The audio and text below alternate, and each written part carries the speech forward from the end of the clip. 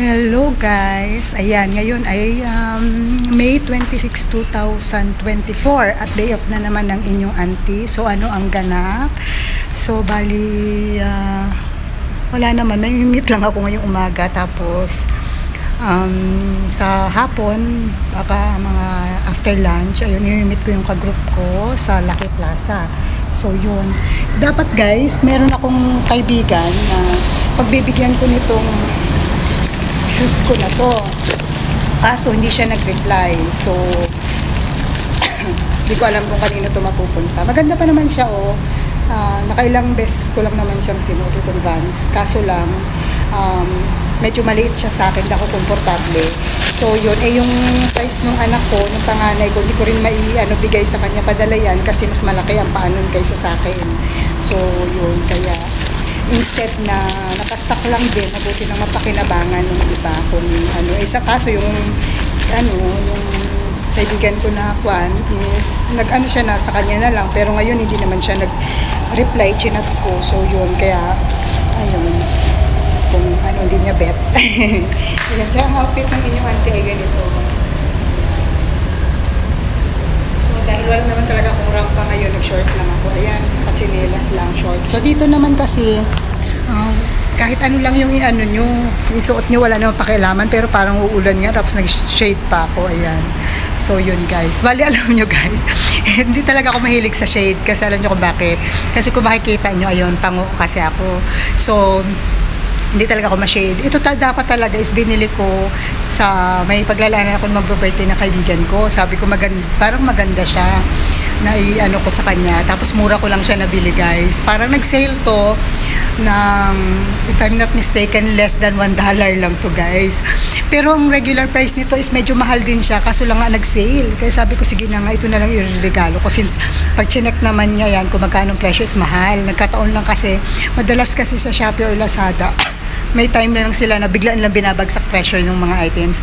At yun ang inaabangan ko. Tapos biglang babalik na yan. Mga lang, oras lang or araw lang, babalik na yan. Depende sa stock nila. Tapos babalik na nila sa presyo. Kaya ako, sinasamantala ko yung chance na So ito, nakuha ko lang siya ng less than $1. So check ko na lang mamaya kung magkano ko nakuha to. Pero alam ko less than $1 lang to. Kasi alam niyo naman sa atin yung kuripot. Ako bumibili na medyo mahal na mga tapos nung sinukat ko, sabi ko parang ang ganda ng design. Nung sinukat ko siya guys, maganda, bet ko siya. Tapos hindi, pagka sinuot mo siya, hindi siya yung parang madilim or something, ganun. Kaya sabi ko, so parang hindi talaga para sa kanya, para yata sa akin to. So yun lang. So samahan niyo ako sa day off ko ngayon. Ayan lang.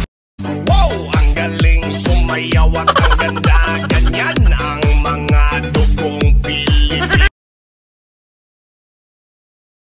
So ang ganda dito guys. Nandito kami sa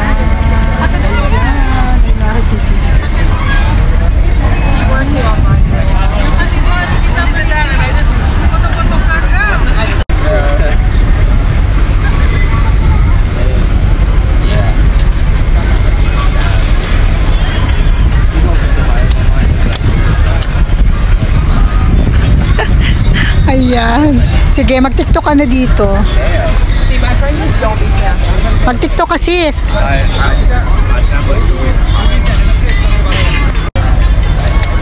ayan, nasa Marina South Pier kami guys. Tingnan mo yung kasama ko. Ayan, hala sige. Sayaw pa dyan.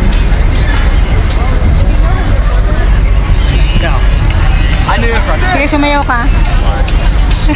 May ebidensya ka. Jajari dyan.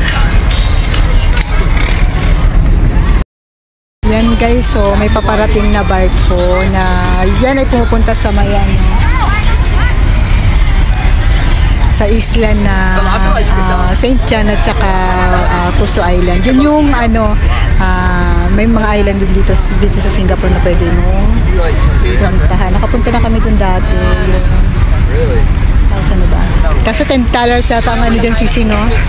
$10 ang ticket. Ano tawag doon?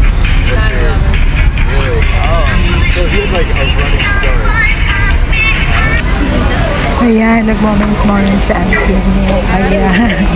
I-minute ko lang yung niya guys. Yung kanyang video. Yung music. Kasi anong tawag doon, baka makapiright tayo ni YouTube. Kaya ayan, so moment lang si Auntie Mo. Alam nyo, ayan, sila yung mga kasama ko. Ka-team Abnoy ko yun sila, guys. So kayo kung nandito kayo sa Singapore, tapos gusto nyo ng mga kaibigan, ayan, so join kayo sa group namin. So yun. Yan lang naman, wala ko masyadong ganap ngayong day off ko.